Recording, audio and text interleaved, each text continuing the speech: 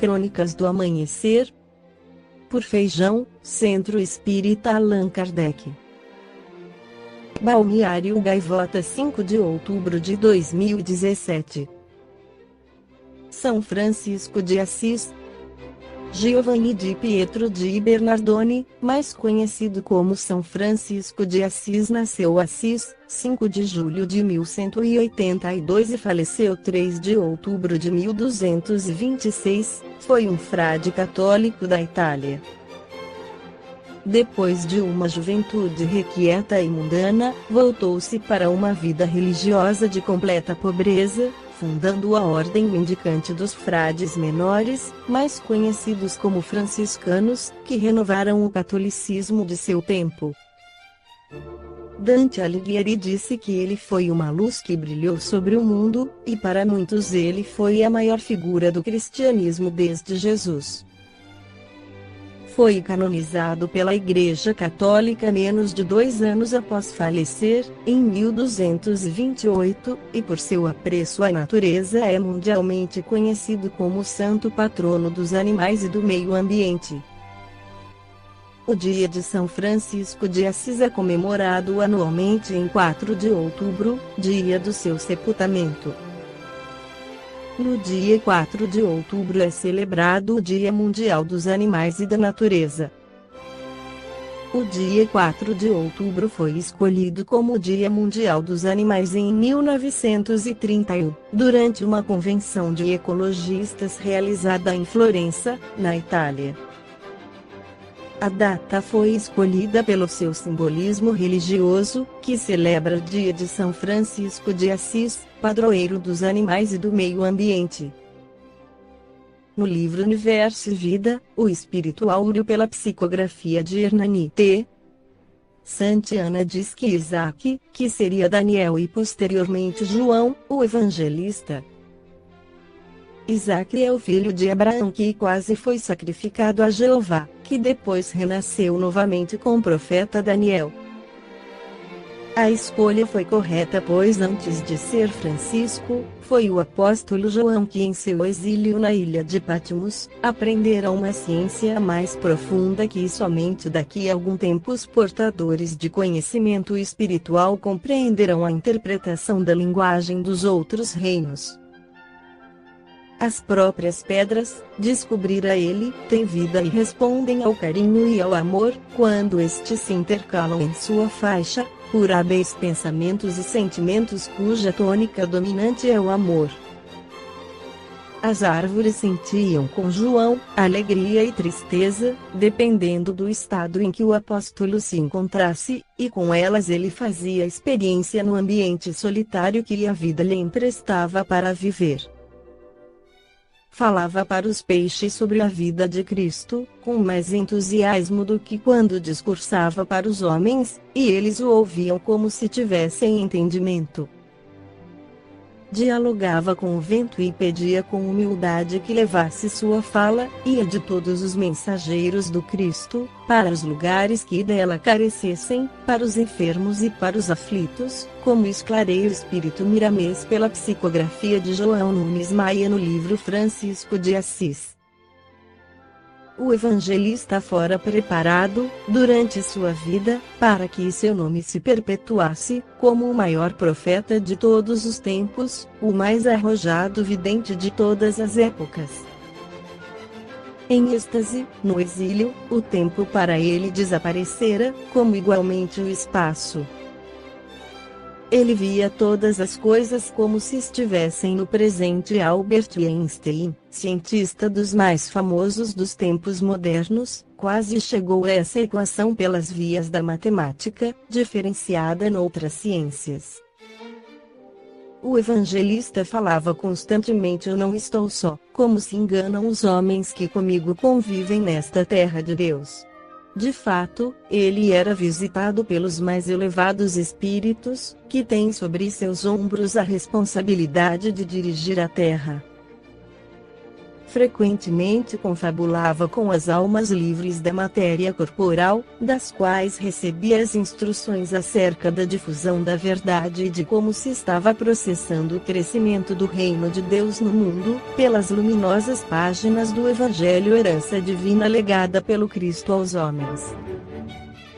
João era levado, em espírito, a todas as igrejas nascentes e ajudava na limpeza do ambiente, na inspiração dos pregadores, na cura dos enfermos e na sustentação da fé nos corações vacilantes. Cristo colocou João numa ilha pequena, como se fosse um barco no Mediterrâneo, para que ele pudesse falar, por intermédio desse medianeiro, das coisas que haveriam de vir. E eis o Apocalipse. Nem o céu, nem a terra poderão modificar esse roteiro, porque está fundamentado na lei maior. Faz parte da evolução das criaturas e o mundo não vai acabar, como instigam os falsos profetas.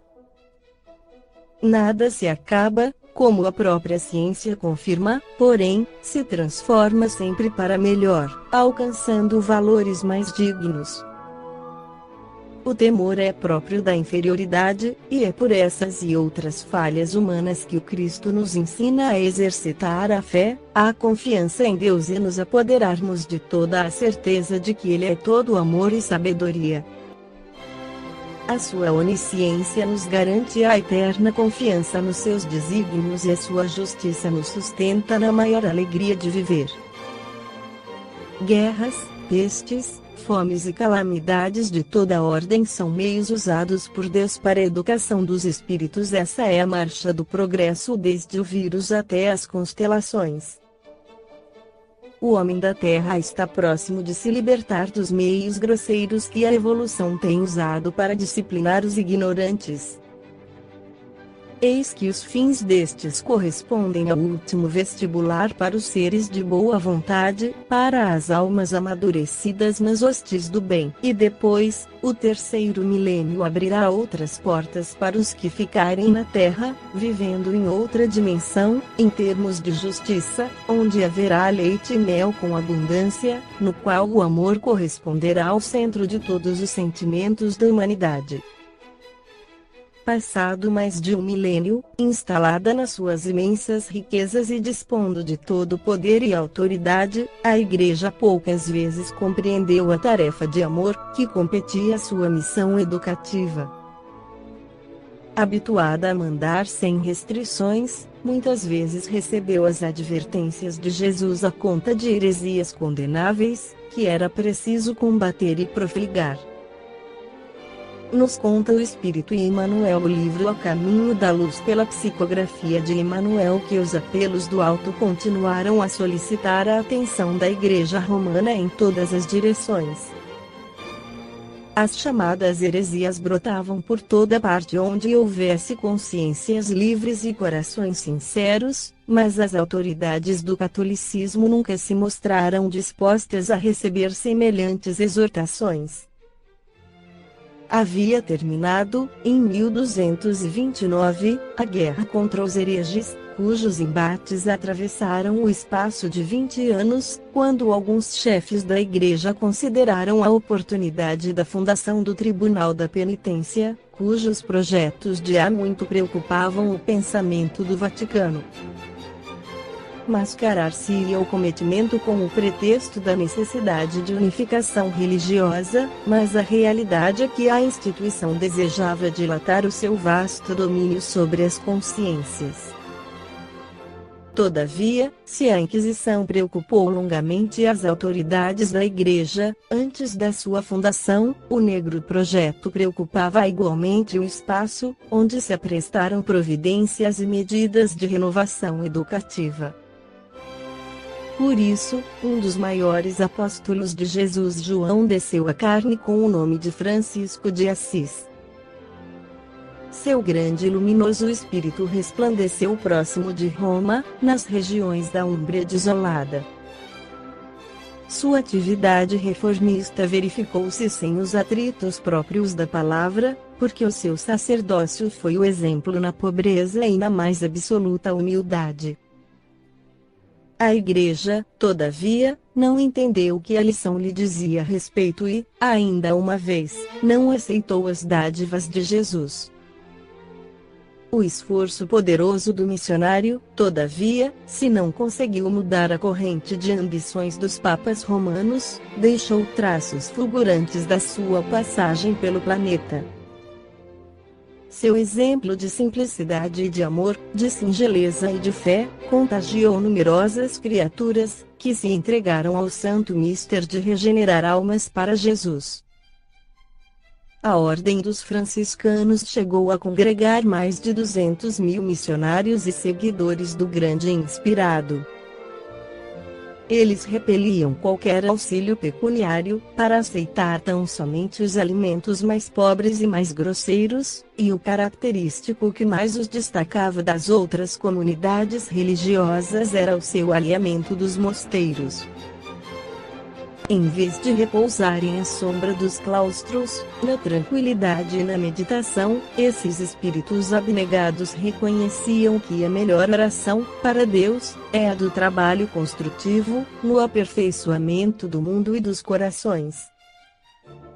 Esta foi a crônica do amanhecer de 5 de outubro, por Feijão.